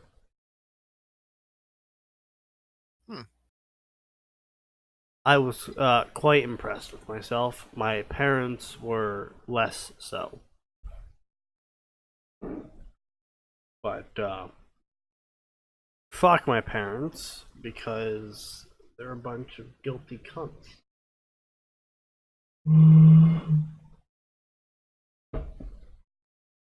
But yeah, I'm leaning against the counter, hanging out, and waiting for some random bar fight to happen. But why? Because they're fun to watch. Meta humor. How many of the bottles has Sneaky had? I've just been drinking this one. I mean, it's like, it was like half filled. Yeah. But I mostly just downed like all of it, and I mean that all of it as in half of all of it, because there's only half left. I downed that in the past like 10 minutes alone. I was taking little sips before, and now Now that you've given up. Now that I've given up. Like, your body can just feel the end coming. Oh, God. C8 has clipped the song of your people. So majestic. That's not what I would call it.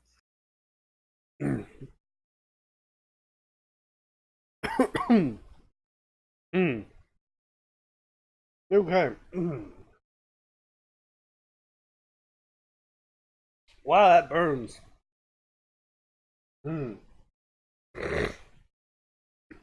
Okay.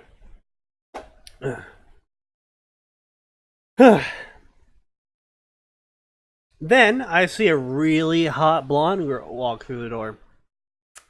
I would totally approach her, but she is probably looking for trouble.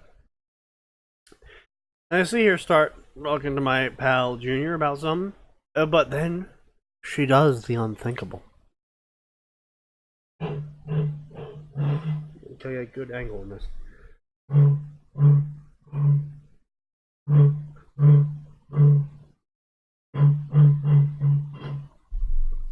Damn, I still can't hit that pitch. I'm trying to do a Christmas carol with whiskey bottle. It's not working. I need a good moonshine jug. Do you now? I do. Don't have any.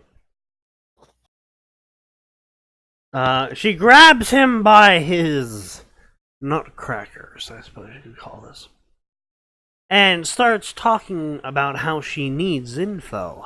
I guess I should step in. I start walking over so I can get her to let go of my source of drinks. Hey! Do you think you can let go of Junior, please? I really doubt that's comfortable, I say with a slur in my voice. Because I, the author, am unable to write a comedic moment, or the fact that people slur their speech, and I don't have any idea of what accents would look like on paper. You just have to imagine the words I just previously told you he said were said with a slur of speech, not with the slur of... You get my point.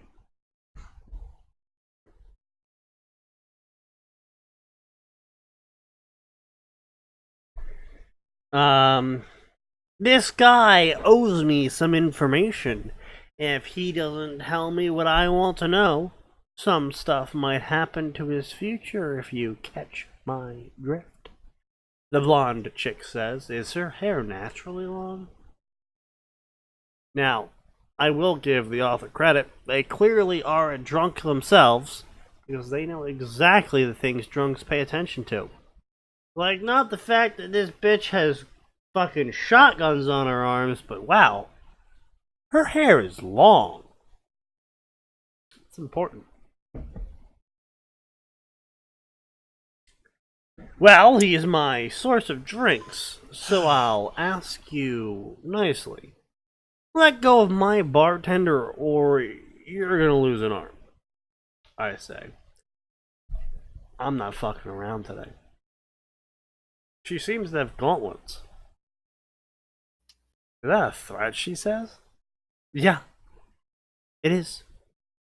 Now, do you want to take this outside, or you want all these people to see me whoop your ass? I say as I pop my knuckles.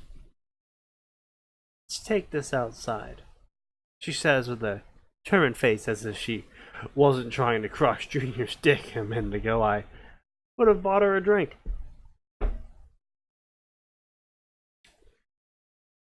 As we walk outside, I notice something about her gauntlets is that they take shotgun ammo. That means they have to be reloaded. Good. You see, Ivan, if you throw dagger, you have to reload to have second dagger.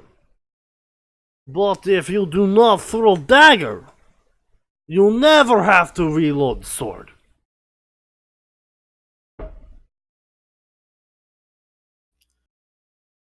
Okay. Whatever you say.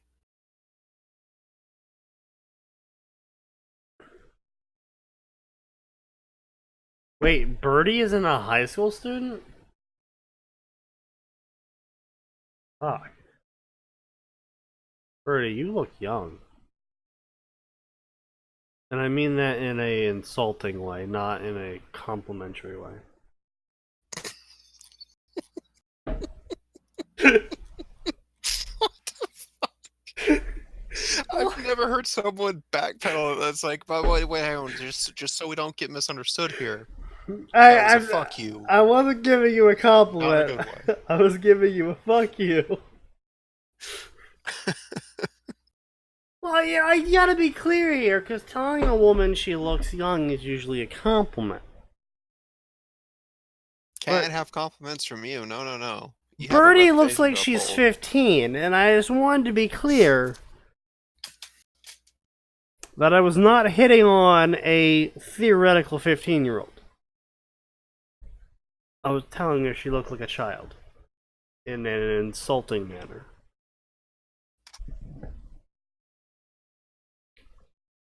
You gotta be clear on this, otherwise the FBI knocks down your door. Eventually. Oh, okay then. Mm-hmm. Truly, you are the salt of the earth. I am not salt of the earth at all. I have ascended past being salty. I'm like an artificially created salt that is just like way worse than normal salt, but is in limited quantities.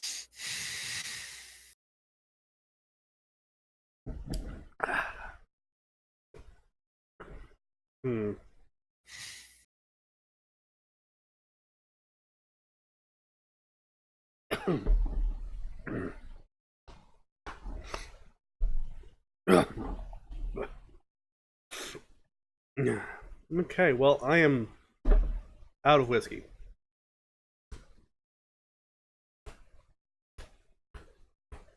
Well, you've only got 5 minutes left to fill, so... Good, because this will only take about 5 minutes to actually get this done.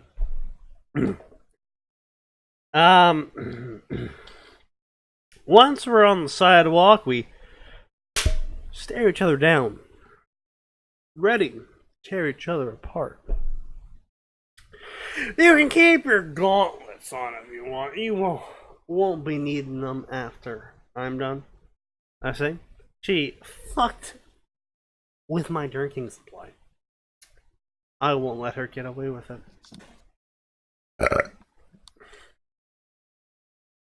Funny. I was gonna ask you if you wanted me to take them off, she says. What the fuck is she? Why the fuck is she smirking?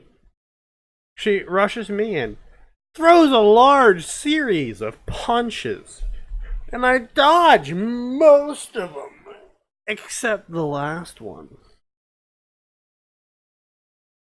I go flying into a wall nearby, and she starts walking away. Who said I was done? I say as I get up. She seems surprised. What? Do I have something on my face?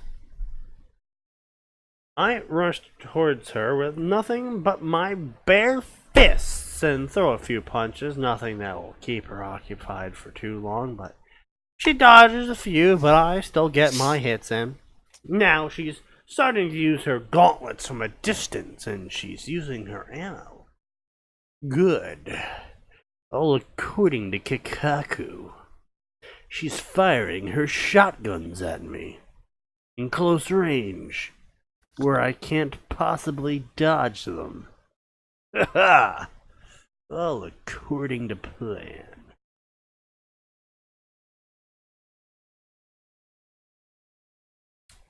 With one good punch to the ribs, I send her flying back into the wall.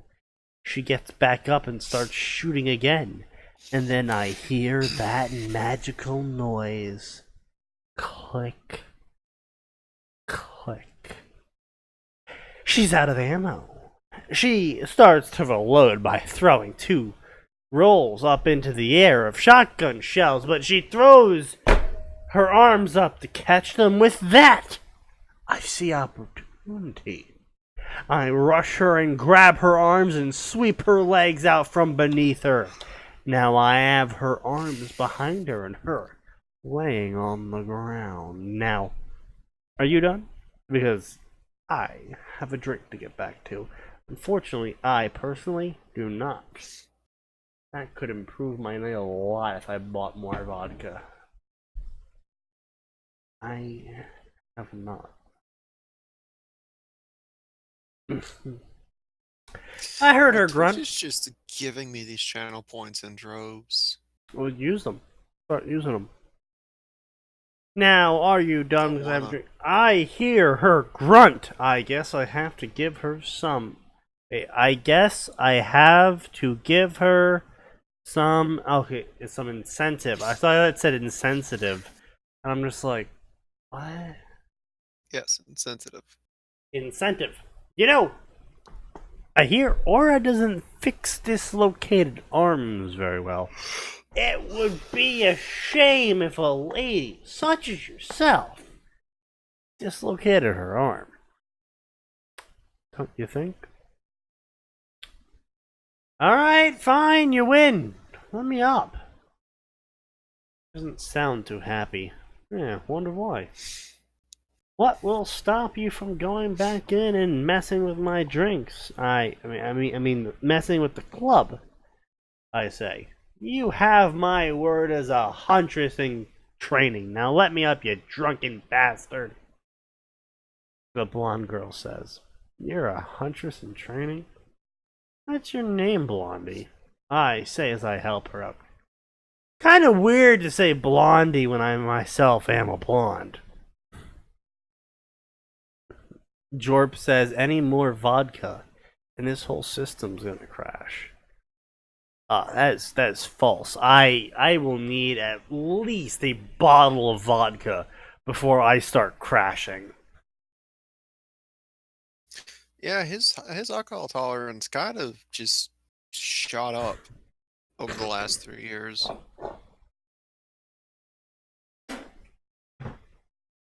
I mean, I did start myself on Tito's, which is basically the rot gut of vodka.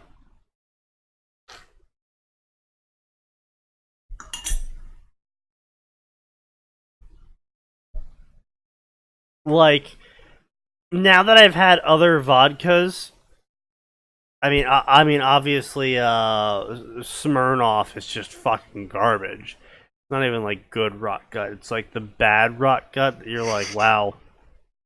I paid for this. Yeah, I'll check out the clips. Thank you, Pedro. But I mean, I'm talking like Tito's is like paint thinner. Pretty good paint thinner, to be honest. I mean, to drink, not to use as actual paint thinner. I don't know how Tito's would hold up as a paint thinner, and if you're using it to paint. I feel like someone Well, should I know test. that there are some alcohols where you literally just pour it on paint because you want to get the paint off. That's always fun. I think Tito's is one of those. You know what I'm gonna do next time? I'm gonna actually look for like a 180 proof or higher vodka, or maybe not even a vodka, just in general. I'm gonna buy the highest proof they have available at the beverage store. Please don't. No, it's happening. I don't want to lose a friend to alcohol poisoning. Please don't. That's not gonna happen. Also, I had this really weird fucking dream, and I'll tell you about it after the podcast is over, which is gonna be as soon as I scroll down. Yep. So blah blah blah. My name's Xiao Long. That's a mouthful. What's your name, drunkie? I'm not drunk. I'm a pirate. My name's John Ark. How are you a pirate? Drinking rum before noon doesn't make me drunk. It makes me a pirate. I mean, that's factual. It must have been funny because she's laughing. Whatever makes you sleep at night, drunkie. Well, first off, alcohol makes me sleep at night. Doesn't make me a drunk. There's a distinction there. We just had this discussion. I'm not a drunk, but since we're on the topic of drinking, could I interest you in a drink? What? It's best off for someone to drink after whooping their ass. Common etiquette. Obviously. Nah, I got school tomorrow. Maybe another time. Yeah, she's got a good point. Plus, I'm pretty tired. How much did I drink again? Yeah, I got school too. Does the school suck? Yeah, school sucks. See you around, Runky. See you around. Next time, you'll actually hit me to the point I won't get up. That made her chuckle. See ya. Speeds off on her motorcycle. That was interesting, I say, as I start walking back to my hotel room. Maybe I'll see her at school. Probably not. At least it's over. Yeah, it is over. Now, I do have to say, not as bad as I thought. Still could have been a lot better. Could have been, well, yeah, always could have been better. But, as far as, like, would I read another chapter of this? It falls, like, just under that threshold of, like, Yeah. it's really... It had that potential of me being like, okay, maybe I'll actually read this. But Yeah. it was just so... This happened. Drunk joke. This happened. Drunk joke. Aren't you guys laughing at the drunk jokes?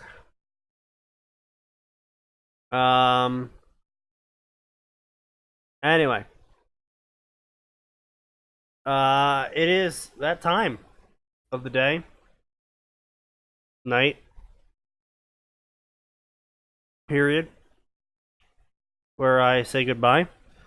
And remind you all to tell other people about this podcast and make sure they show up.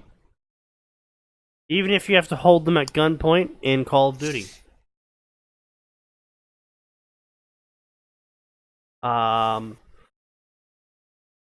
Yeah, I mean, you know, not much else to say. 7 p.m. Eastern Standard Daylight Savings Time. So I believe that goes under EDT on Google. Uh, Tuesdays, Fridays. I'm a lonely bastard, so it will be every Tuesday and every Friday. And we'll see you next time, which is going to be Friday. Because there is always more. And it will always get worse.